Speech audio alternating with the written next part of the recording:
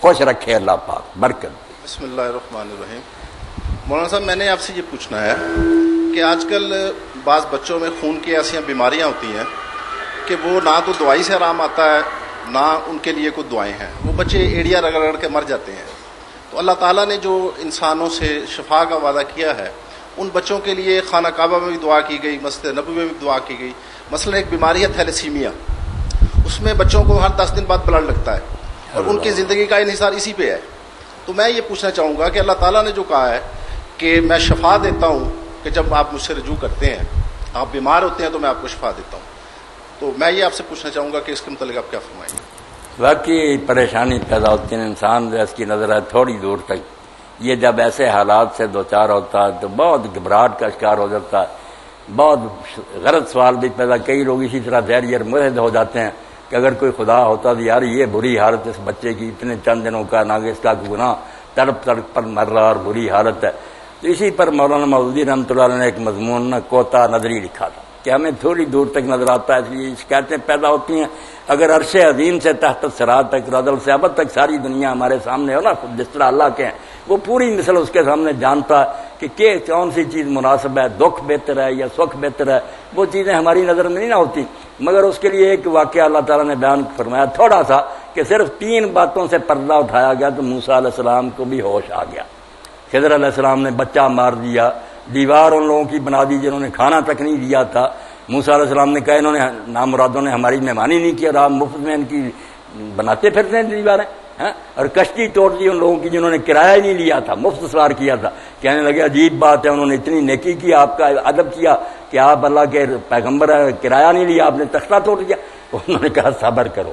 بعد میں جب بتایا کہ طے میں یہ ہے، اوپر سے یہ چیزیں بری نظر آ رہی، موسیٰ علیہ السلام نے کہا واقعی جو اللہ کرتا ہے بہتر ہے۔ تو یہ بات میرے بھائی نے پوچھی، واقعی ہماری نظر کے مطابق تو یہ غلط ہی نظر آتا ہے کہ یہ معصوم بچے کو اتنی تکلیف کیوں، مگر بہت اس میں راز، بہت فائدے ہیں، وہ اللہ جانتا ہے۔ میں صرف جو بالغ ہیں ان کی مثال دوں گا کہ حضرت عیسیٰ علیہ السلام سے ایک شخص نے سوال کیا کہ یہ مادر ذات جو بچے اندھے پیدا ہوتے ہیں ماں کے پیٹ سے، یہ ماں کے کسی جرم کی سزا ہے یا باپ کے کسی گناہ کا بدلہ ہے؟ یہ بچے کیوں دنیا میں دھکے کھانے کے لیے اندھے پیدا ہوتے ہیں؟ بڑا سوال، کوئی لولے لنگڑے پیدا ہو جاتے۔ تو عیسیٰ علیہ السلام نے جو بات کہی وہ سونے کے حرفوں سے لکھنے کی قابل، پیغمبر ہی یہ کہہ سکتا تھا۔ آپ نے فرمایا یہ ساری جو ہے نا ظاہری تکلیفیں نظر آتی ہیں، مگر اس سے جو ایک بہت بڑا کام اللہ لیتا ہے نا، وہ آپ لوگوں کی نظر میں نہیں ہے۔ وہ کیا ہے؟ کسی عالم کی 1000 کتاب میں اور درس بھی وہ اثر نہیں کر سکتے، جو ایسے بندے کو ٹھوکریں کھاتے ہوئے اندھے کو دیکھ کر اگر آدمی دل بیدار رکھتا ہو تو سیکھ سکتا ہے کہ اگر میرا بھی یہ حال ہوتا تو کس طرح گاڑیاں آ کر میرے ساتھ ٹکرا دی، کس طرح میں بازاروں میں گرتا پھرتا۔ تو فرمایا اللہ نے یہ نابینے اس لیے پیدا کیے ہیں تاکہ آنکھوں والوں کو سجائی دے، جن کی آنکھیں ٹھیک بنائی ہے نا ان کے استاد پھرتے ہیں، یہ ان کی حماقت ہے کہ یہ ہنستے ہیں، یہ ٹھٹھے کرتے ہیں، سوچتے نہیں کہ یہ سرکاری ڈیوٹی دے رہے ہیں۔ بن بولے بتا رہے ہیں کہ بچہ اللہ ایسے بھی پیدا کر سکتا تھا اگر تندرست بنایا۔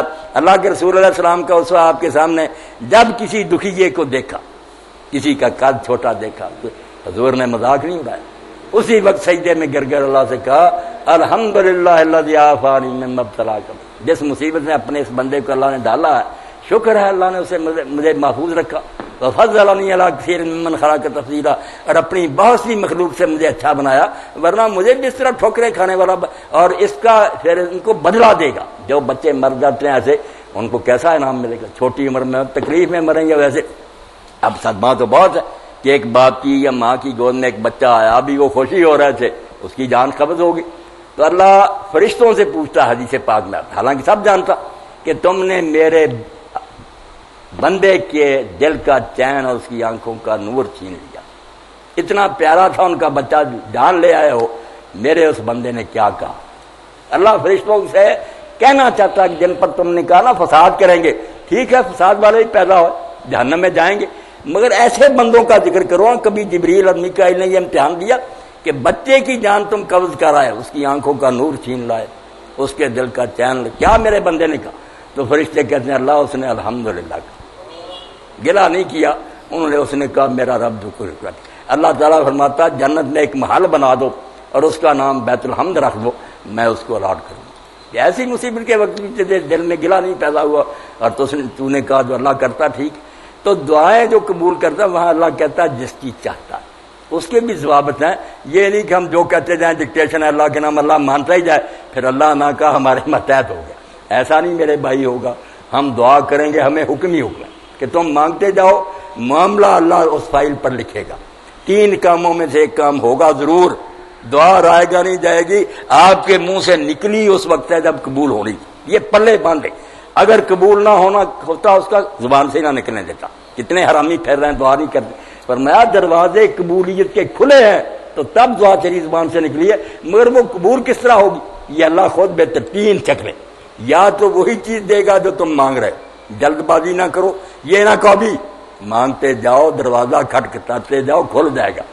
اور اگر وہ بات مناسب نہیں, تم سمجھتے اچھی ہے بیٹا مل جائے, یہ نہیں جانتے کہ جوانی سے آگے جب گزریں گے ہم, یہ جوان ہوگا ہم بوڑھے تو یہی بچہ وہ برتاؤ کرے گا. ہم کہیں گے اس بچے کی بجائے تو اللہ پتھر دے دیتا. میں نے باپوں کو سنا تو فرمایا کہ رو گے پھر تم چھوڑو کون سی چیز, اس کی بجائے میں کوئی بہتر چیز دے دوں گا یا کوئی مصیبت جو قسمت میں لکھی ہے وہ ٹال دوں گا. تم سمجھتے رہے قبول نہیں ہوئی, ہو گئی. اگر نہ ہوتی مصیبت آ رہی تھی, یہ دعا راستے میں کھڑی ہو گئی. اور تیسرا فرمایا اگر اس دنیا میں منظور نہیں قربان جائیں اللہ کی رحمت کے اور اللہ کے رسول کے ارشادات کے. فرمایا بے فکر ہو جا, اللہ فائل میں رکھ لیتا ہے. قیامت کا دن آئے گا کہے گا دنیا میں قبول کرنی نہیں مناسب تھی, وہ پڑی ہے پینڈنگ. یہ جنت ہے, جو اس کی نعمتیں اس دعا کے بدلے چاہتے لے لو. تو جن کی یہاں مانی گئی نا یہ سارے پچھتائیں گے کہ نہ وہاں مانی جاتی, یہاں کے لیے پڑی ہوتی تو آج مزے کرتے. وہ کیا تھی دنیا کی فانی. تو آپ بے فکر ہو جائیں, اللہ رحیم ہے حکیم ہے مہربان. ماں باپ کو بچے کی تکلیف سے اس طرح دکھ ہوتا وہ رحم الرحیم, وہ کیوں نہیں محسوس کرتا, وہ تو سارے علم کا مالک.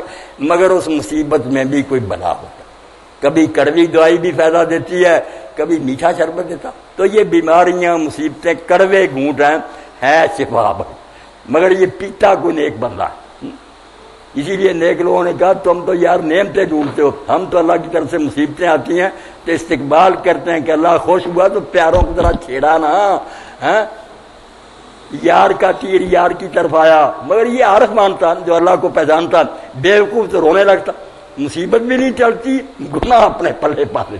اگر وہ مانے سبحان اللہ جو تو کر رہا پاک, تو نہیں غلط کرتا, تو مصیبت ٹلے نہ ٹلے سکون ملے گا. اور اس کے عوض جو ہوگا کیسے ہیں امیر المومنین عمر ابن خطاب رضی اللہ تعالیٰ فرماتے ہیں یار میں صبح کے وقت اٹھوں نا, بیمار ہوں یا تندرست, مجھے کوئی کبھی پریشانی نہیں. بیماری بھی مجھے اتنی پیاری ہے جتنی تندرستی, کیونکہ میں نہیں جانتا کہ ان دونوں میں سے میرے لیے کون سی ہے بہتر. وہ زیادہ بہتر جانتا. اور ساتھ ہی کہتے تھے کہ ہر مصیبت میں مجھے 3 نعمتیں نظر آتی ہیں, پلے باندھو. ایک مصیبت کیا, ایک نعمت کیا. فرماتا میں حضرت عمر نے فرماتے میں ایسا کہتا ہوں کہ مصیبت دنیاوی ہے مادی, دین میرا بچا ہوا ہے. ایک انعام تو یہ. دوسرا فرمایا میں دیکھتا ہوں کہ اس سے بڑی مصیبت بھی آ سکتی تھی, الحمدللہ چھوٹا ایکسیڈنٹ ہوا, اس سے بڑا ہو جاتا پھر کیا بگاڑ لیتا. اور تیسرا فرمایا جب ثواب دیکھتا ہوں نا, انما یوفی الصابرون اجرهم بغیر حساب, مرتے دم تک بھی اگر دکھی رہوں گا چند روزہ بات ہے, جس کے بدلے میں اللہ ان گنت ثواب دے گا جو کسی کمپیوٹر میں. یہ ہے حضرت عمر رضی اللہ تعالیٰ. اس لیے اللہ کی ہر شے میں رحمت کو پہچانو. وہ ظلم نہیں کرتا, کیوں ظلم کرے گا. مگر ٹیکہ بھی کبھی لگانا پڑتا ہے, ڈاکٹروں کو آپریشن بھی کرنا پڑتا, وہ بہتری کے لیے کرتا. جی